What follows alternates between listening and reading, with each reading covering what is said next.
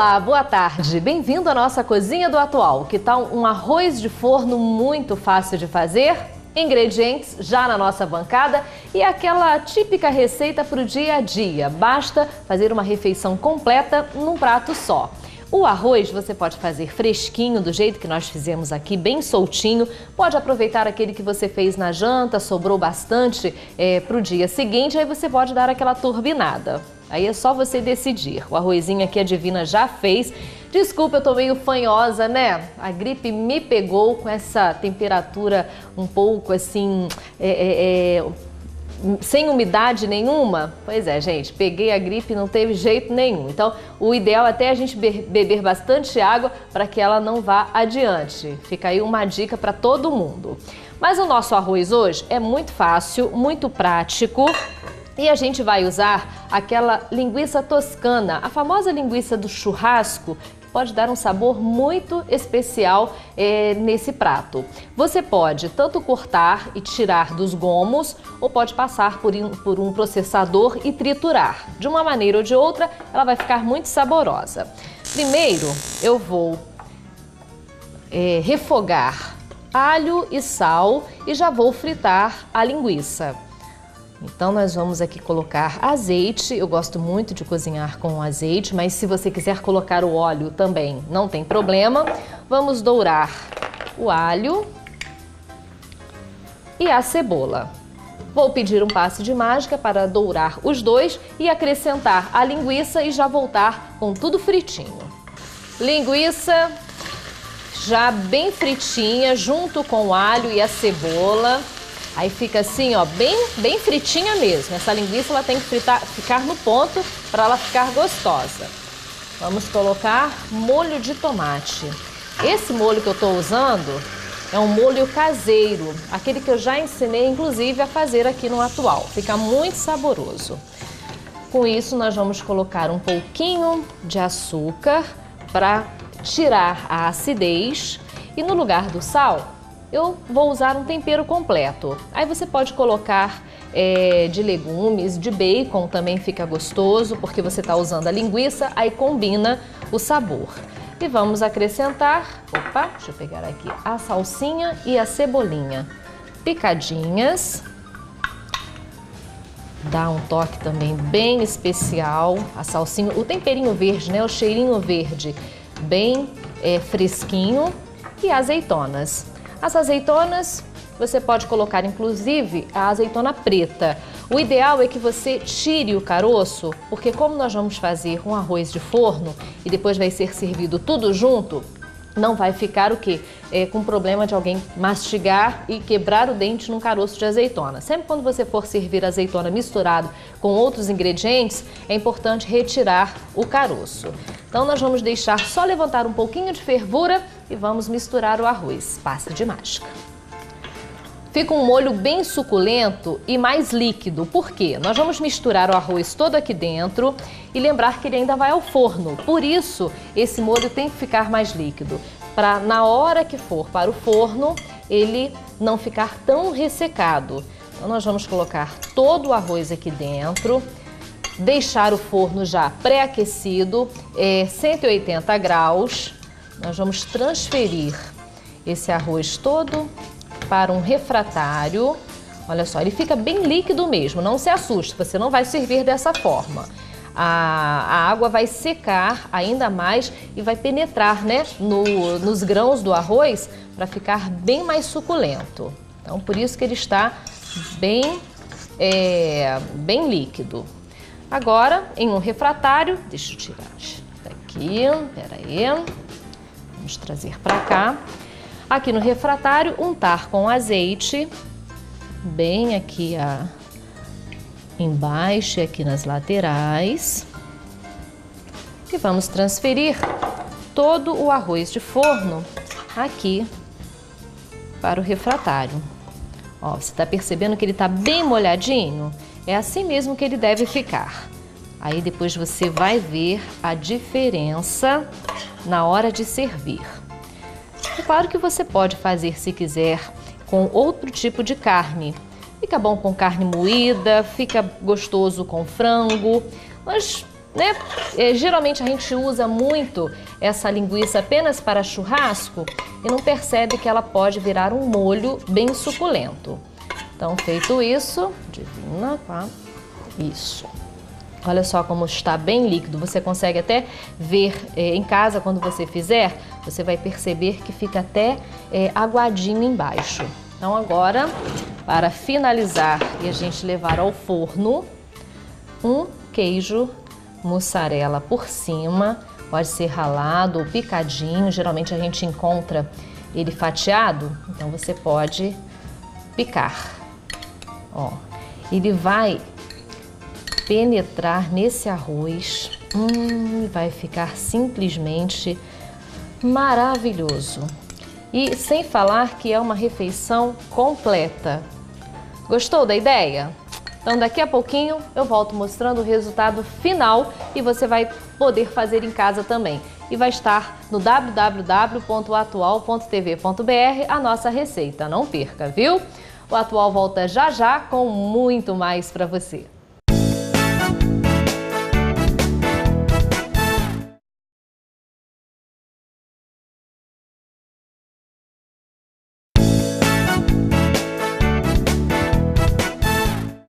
Nosso programa está de volta e hoje é dia de falar sobre o Código de Defesa do Consumidor, falar sobre os direitos do trabalho. E hoje o assunto com o Dr. Alexandre Valença são os produtos que são registrados pela Anvisa. Vamos lá? Que bom tê-lo aqui novamente, doutor Alexandre, e trazendo assuntos sempre que são relevantes para a população de uma forma em geral. Exatamente, eu que agradeço a oportunidade mais uma vez. Bom, Anvisa, primeiro explique para o nosso telespectador quem é a Anvisa. Quem é a Anvisa, né?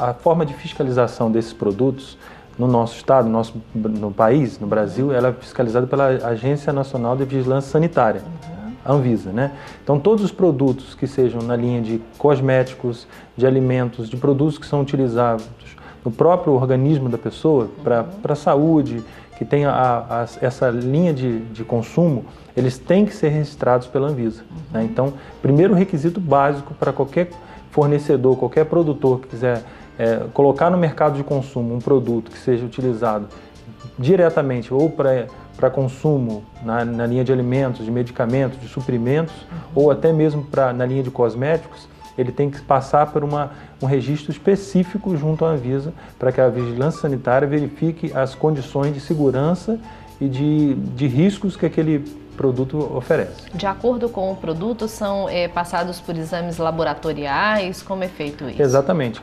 Cada produto tem a sua característica e, em função disso, cada característica vai gerar um procedimento próprio, né? Que a Anvisa vai observar através da engenharia, através dos procedimentos técnicos mesmo. Então a Anvisa vai verificar se aquele produto está sendo, vai atender aquilo que ele pretende e se ele não gera nenhum risco, né, na utilização com outros produtos. Quer dizer, está ligado basicamente à saúde do ser humano? Exatamente, na proteção do consumo.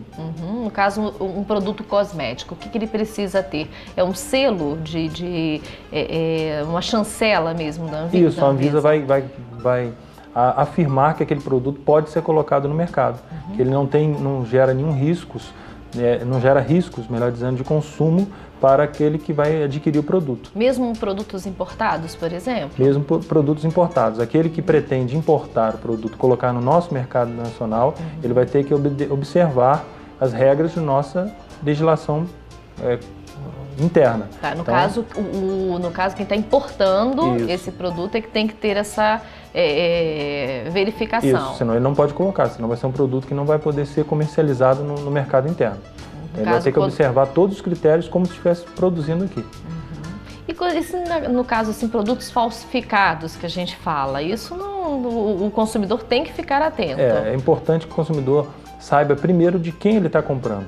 Esse é o primeiro passo para evitar a aquisição de produtos falsificados, né? De quem é aquele fornecedor, se aquele produto está dentro do preço de mercado, porque é comum, às vezes, você compra um determinado creme, um determinado protetor solar, no mercado comum ele custa um preço, aí você, milagrosamente, alguém consegue vender pela metade do preço. Alguma coisa está errada. Então não está correto, então o consumidor tem que estar atento, primeiro de tudo, com quem ele compra, né? Quem é o fornecedor daquele produto, se é confiável ou não, para depois verificar os outros critérios que o consumidor tem que estar atento. Porque às vezes a gente coloca a culpa na marca depois e, na verdade, onde você comprou está importando um produto que não está passando por esses rigores de qualidade. Que é muito comum isso, embora conste no rótulo ali o selo de aprovação, na verdade aquele produto não observa os critérios. Então a Anvisa faz uma fiscalização rigorosa em cima disso, tira produtos do mercado, tira todo um lote se for observado alguma falha, para que o consumidor não seja exposto a esses riscos, né? Isso acontece muito com as linhas de cosmético?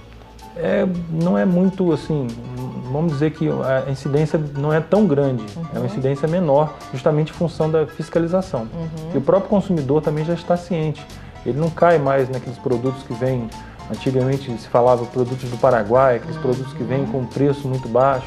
Então é importante o consumidor estar tendo consciência do consumo adequado, consumo atento, né? Às vezes você compra um produto e fala assim, não, vai eliminar celulite, vai eliminar... Aí você compra o produto e nada acontece. Esse produto é horrível, não é bom. É porque não é o certo. Porque não era o produto exato. Agora, em relação a alimentos, são também questões que lidam com a saúde das pessoas o tempo todo. Qual é a principal importância que a gente tem que dar, principalmente a questão da alimentação? O alimento, eu acho que a primeira coisa que você tem que pensar e observar é a questão da validade. Sim. Porque ainda que um produto seja legitimamente registrado junto à Anvisa, que ele observe todos os critérios, se ele for mal acondicionado ou se ele estiver fora do seu prazo de validade, ele pode gerar riscos. Então o consumidor, o primeiro passo que tem que dar no produto, além daqueles cuidados para quem não podem, quem tem intolerância a determinadas substâncias, ao açúcar, ao glúten, à lactose, então ele tem que estar atento com isso. Mas o passo básico de qualquer consumo é ver a questão da validade. Quer dizer, uma embalagem tem que conter todas as informações necessárias. Tem. E um aspecto interessante que o Código traz, um princípio que sustenta o Código de Defesa do Consumidor como um todo, é o princípio da informação. Sim. Então, assim, a informação ela caminha no Código em todo momento, seja num contrato, seja num rótulo de um produto. Então, é uma coisa que é importante a gente observar, que até na publicidade dos produtos, um produto que já passou pela Anvisa, foi legalmente colocado no mercado, observa todos os critérios, mas também a publicidade tem que estar atento. O fornecedor do produto de alimento, produto cosmético, ele não pode exaltar as qualidades e omitir os riscos. Então a publicidade também tem que estar atenta ao princípio da informação. Por quê? A gente percebe muito assim na publicidade que é muito rápido, né? Às vezes você tem aquelas letrinhas miúdas embaixo que não dá para ler, geralmente não dá, e ali contém essas informações que são as negativas que a gente chama. Que são as mais importantes, porque às vezes ele tem substâncias que geram uma intolerância ou geram alergia, né? Então o consumidor ele tem que estar atento e ver essas informações com muita atenção. E a publicidade muitas das vezes não chama atenção para isso, exalta sobremaneira as qualidades que propõe o produto, mas não chama atenção para os riscos. Bom, mas no próximo bloco nós vamos falar dos remédios, que também são situações que o consumidor tem que ficar bem atento e falar como a gente pode reverter essa situação. Primeiro, para que a gente não passe por nenhum tipo de problema, né, futuro, e segundo, se passar, como a gente deve proceder. Um breve intervalo comercial e a gente volta já já.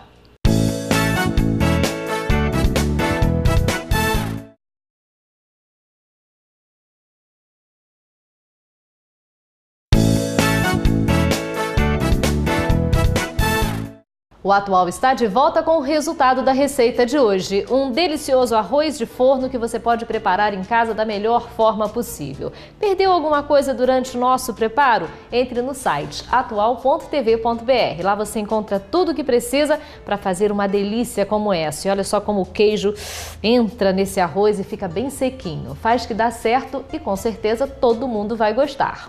O Atual não para por aqui. Tem mais para você.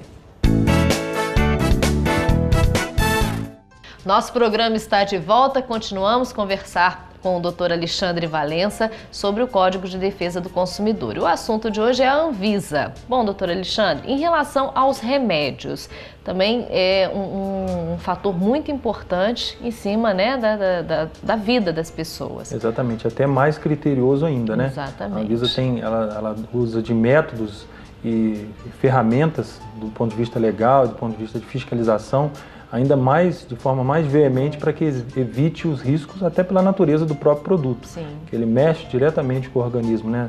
Das reações, das intolerâncias, da utilização inadequada, não só de combinação de produtos que não poderiam, mas a de quantidade de produto. Então a Anvisa tem uma preocupação muito grande com isso, de fiscalização e orientação. Tem que ter esse selo também. Tem, né? O medicamento ele é o critério mais exagerado, não no sentido pejorativo, mas rigoroso. Mais rigoroso, melhor o termo é esse, para que o remédio possa entrar no mercado de consumo.